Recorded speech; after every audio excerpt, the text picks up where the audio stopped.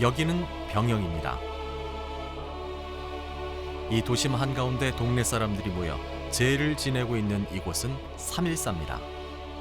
옛날 1919년도에 3.1 독립 만세운동을 할 때 그 날을 기리기 위해서 여기서 참배를 하고 있습니다. 서울에서 그 파고당원에서 독립 만세운동을 할 때 병영 출신 학생들이 유학 간 학생들이 거기서 내려와서 4월 5일, 6일까지 준비를 했습니다. 한 달 가까이. 병영시장 그 골목에서 일본 수사들하고 배치를 해서 거기서 네 분이 그 자리에서 순직을 했습니다. 총에 맞고 순직하시고 22명은 전부 옥살이를 다 하시고.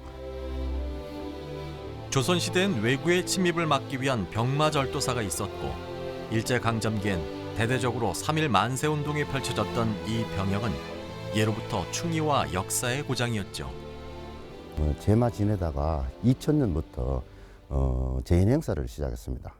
2000년부터 1회를 시작해서 올해 24회째 이제 4월 5일, 6일 제인 행사를 하게 됩니다. 1955년 3.14를 세운 3.14 봉제회는 독립을 외치다 목숨을 잃은 동네 주민들의 넋을 이렇게 매년 잊지 않고 기리고 있습니다.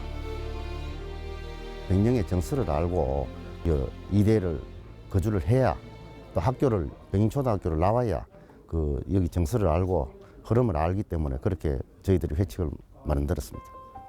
찐 병영 토박이들이 보호하사. 위에 이제 밑에서 올라오는 군중들이 여기서 모두 이 주제사 앞에 여기 모두 합쳤습니다. 이런 때문에 지금 여기서는 저 보인 데까지는 막 인산인해입니다. 좁은 길에 사람이 벌써 한 500~600명 동행이 되자면 꽉 차거든요.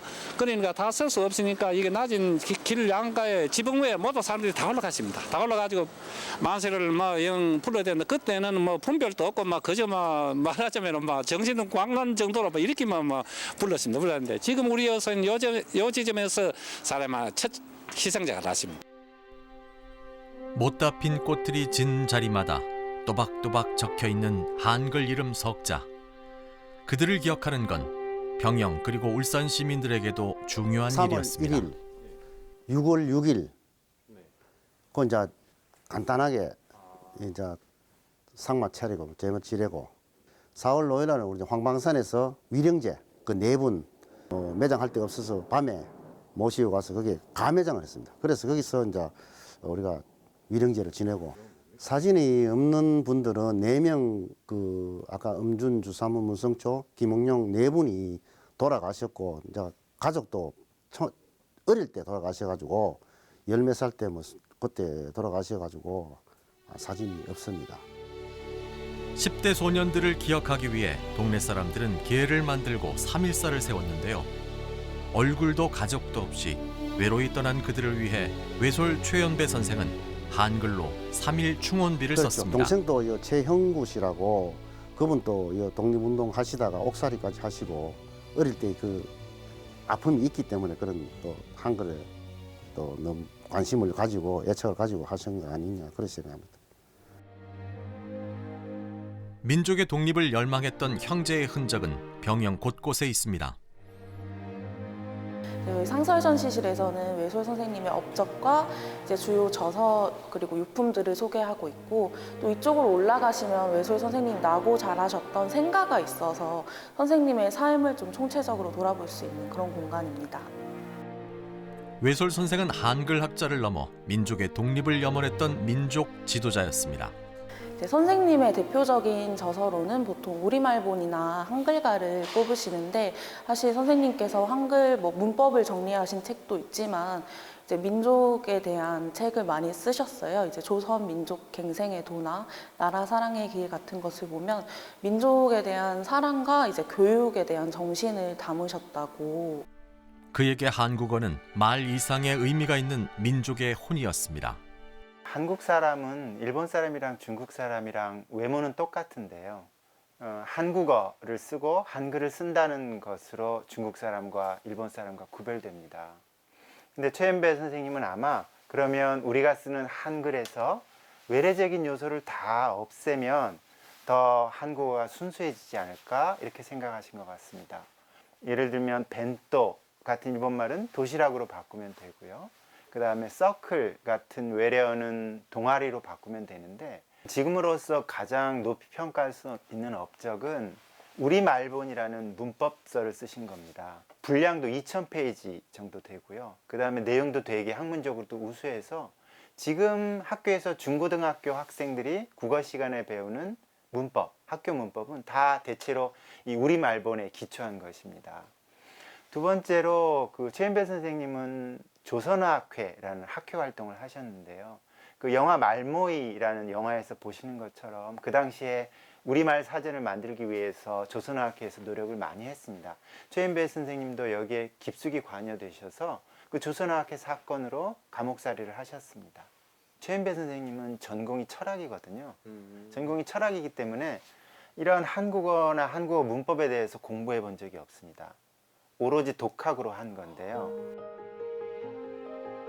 광복 후 잡지 선고에서 진행한 가장 역량이 뛰어나고 양심적인 정치 지도자 여론조사 결과에서 7번째로 이름을 올린 최연배 선생은 우리 말과 글을 목숨처럼 지킨 독립운동가였습니다.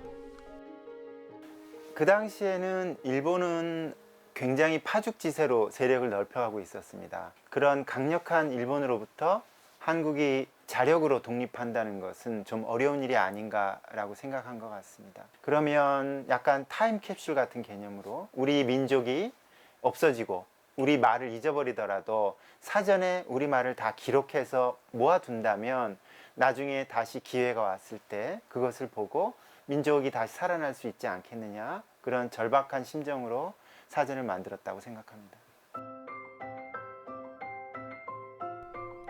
결국 나라의 힘은 우리말과 글에서 나온다고 믿으며 한평생 한글을 알리고 체계화하는 데 앞장선 최연배 선생. 그의 발자취는 늘 푸른 소나무처럼 병영 곳곳에 여전히 남아있는데요. 동네 후손들도 그 뜻을 이어가고 있습니다.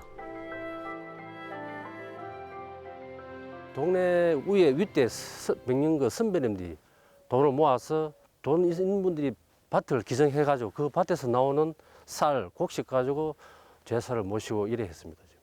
이 전체 이 백령성이 이제 문화재로 묶여 있다 보니 발전은 솔직히 안 됩니다. 여기서 태어나서 자랐다는 그 자체만 가지고도 저희들은 백령 출신들은 자부심을 가지고 있습니다.